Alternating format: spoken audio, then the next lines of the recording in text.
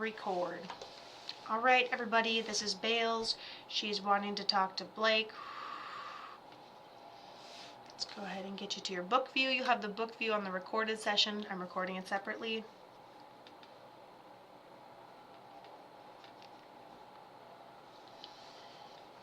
He says he has a hard time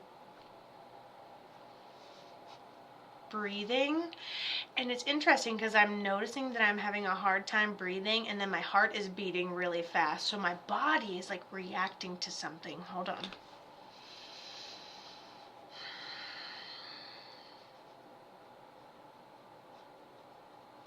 Yeah, I saw it coming, but no reaction time. He gives me multiple signs that it's an accident of some sort.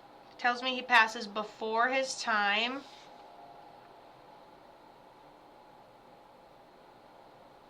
It's like maybe we understood the situation, but we didn't expect it to kill us or anything. Hold on. Okay, suddenly, unexpectedly, before his time, difficult breathing.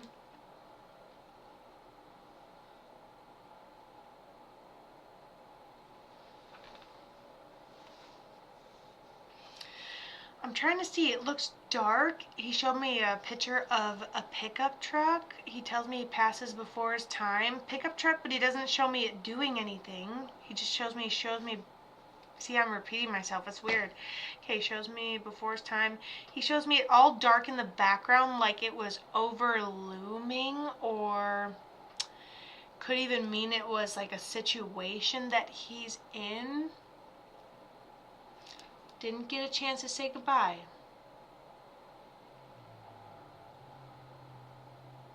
It's like it's like a tension buildup, and then it breaks through the ice type of feeling. Does this make sense so far?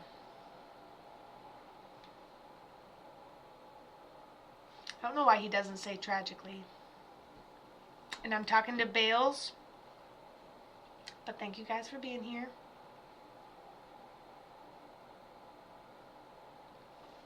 He commends you for your kind personality. I'm like, how do you know her? And then he just talks about how you're always nice. Hold on.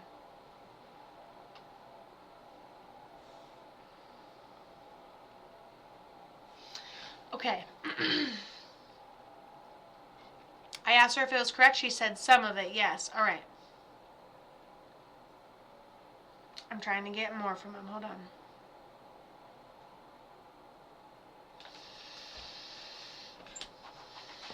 So,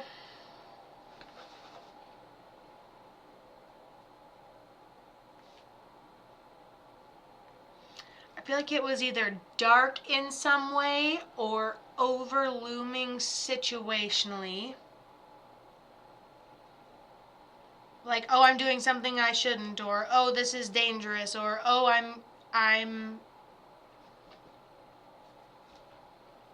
he feels comfortable. I kind of see him indoors. I don't know why he would show me his truck. He passed before his time. All at once. Suddenly. Not unexpectedly.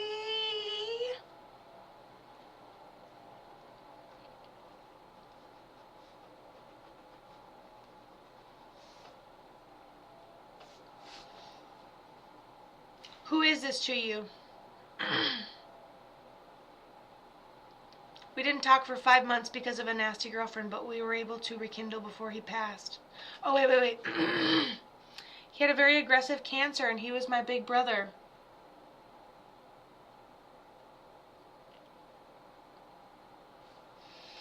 Hold on.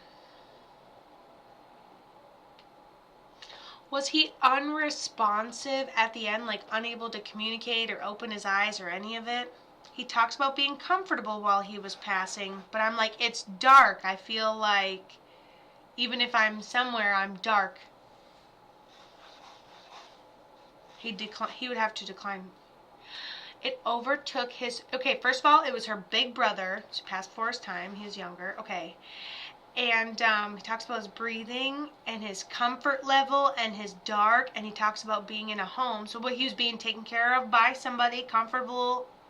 Yep, for 5 days I stayed either him for 24/7 for 6 weeks. Okay, so comfortable being back home. Everything was dark, breathing, and the situation was underlying because it's all dark. He's like in this declining medical state and then even at a comatose state. He talks about how he's comfortable. Okay, and you were the one actually taking care of him.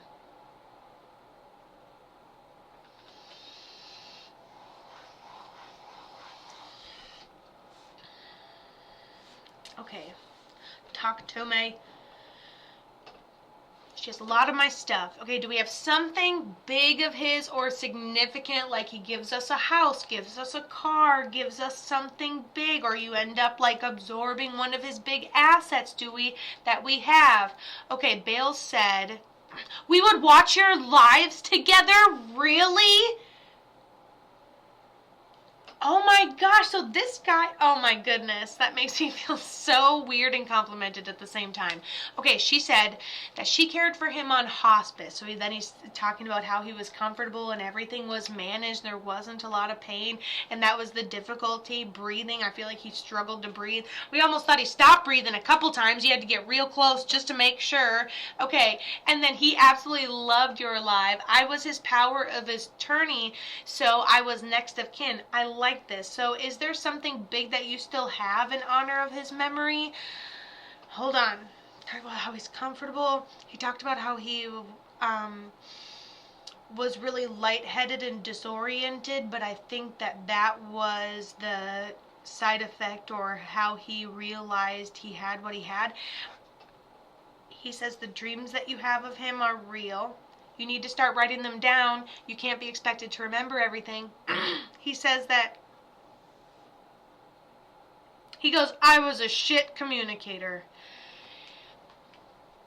I feel like he gets disoriented a little bit, and then you are like, hey, let's go to the doctor and make sure of everything here, and then you guys find out, and then we feel like we're in stage 1, but then, like, you know, the power of impression, then all of a sudden it goes from like 1 to unconscious in like a matter of a month or 2, and then he's in a comatose state while you're also taking care of him, and then you tell him to go, and you're like either holding his hand, which like on the way out I'm like, isn't your hand supposed to be a little colder than that? But it's warm, like he had life in him the whole entire time.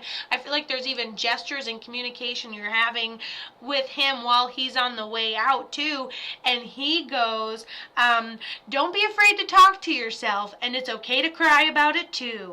And she goes, yes, I was the little big sister.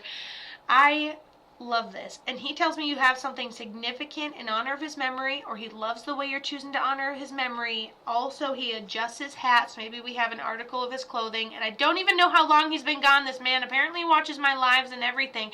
And he just keeps saying, a piece of me, a piece of me. So maybe ashes or something you have in honor of his memory. I hope that I hope that he that you also get gifted that as well. I really love. You have clothes and hats and a ring made of his ashes. So there's his hat. He's talking about the things that you have. Listen, I understand that he was maybe in a comatose state, how we talked about. I understand there was some sort of like lack of communication in here as well, but there's really something going on with like being congested or like almost immediately. He just keeps talking about almost immediately, like upon diagnosis, the fucking illness packed its bags and moved in, and so he talks about almost immediately losing his ability to like communicate, and that's like where a lot of the closure happens. So he just is very thankful for you. He's very naturally high energy and excited, and he's got a little bit of the ADHD and a lot of life left in him, and he goes, I wasn't perfect, and I was like, nobody is.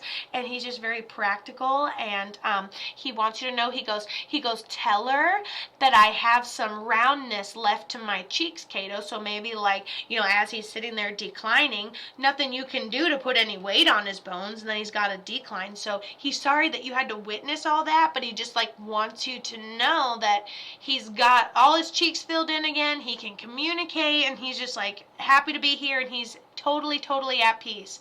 Along with his fingerprint tattooed with his handwriting that I showcased to him before he even passed away. He loves the way you're choosing to honor his memory. He was a little sketch at first, but I love the way that he chose to come through for you. Big brother, I love that. And you know what? Of all family that, coulda, shoulda, woulda maybe been available, you were the one with him, hospice care, providing all that, and that was your brother. So at the end of the day, I think that is a continued great reflection of a testimony to your character for sure. Love you.